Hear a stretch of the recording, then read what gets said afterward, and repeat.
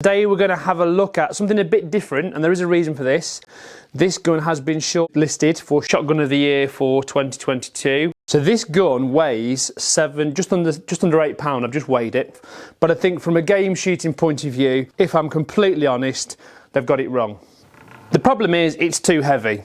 And what you don't really want in a 30-inch game gun is extra weight. If you take a standard 5.25 game one, which is essentially same action, same barrels, I think the rib is slightly wider, it probably weighs 7.4, 7.6. So you've got an extra ½ pound because of the laminate, and it doesn't do anything for the balance either. So if I just try and balance that on the hinge pin, you can see, which you wouldn't expect really, you'd have thought the weight would be the back end, it's barrel heavy. So if we need to add some weight to the back, it's not quite as easy as doing it with a conventional stock, because this is largely not a hollow piece of wood.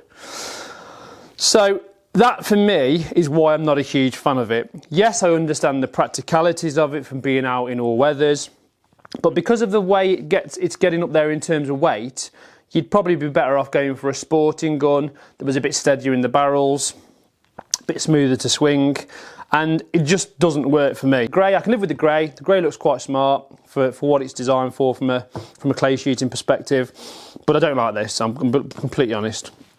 I don't like the colour of the laminate makes a big difference. You see some rifles, for example, that are brown laminate, and they've got kind of like a mapley tinge to them, which I think is quite nice, but I don't know what they're trying to do with this at all.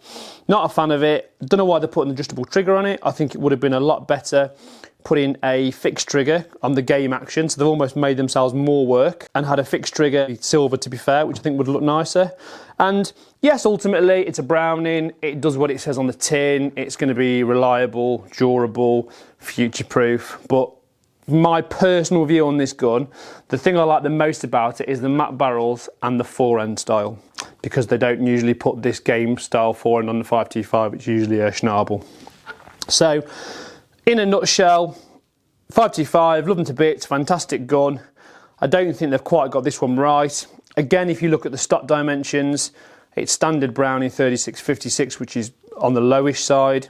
I don't know how many, because of the quality of the laminate, how many gunsmiths will be comfortable cutting into that to put an adjustable comb on. Whereas, of course, on the 5.25 SL, the Sporter laminate, it comes with it as standard.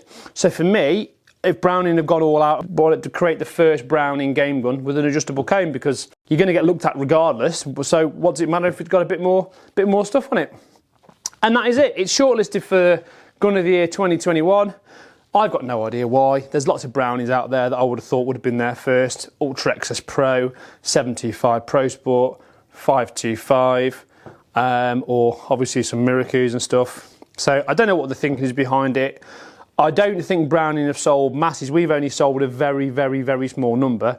Maybe because I'm not as enthusiastic as I am about some of the Brownings. Who knows? If you do want one, yes, we can supply one. We haven't got a demo, but we've got a demo of all the 5.25s, and essentially it will shoot the same. But just bear in mind the extra weight, the lack of balance. But underneath that, it is a good quality gun.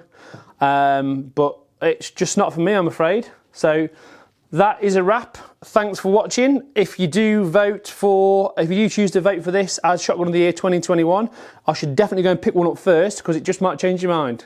See you soon.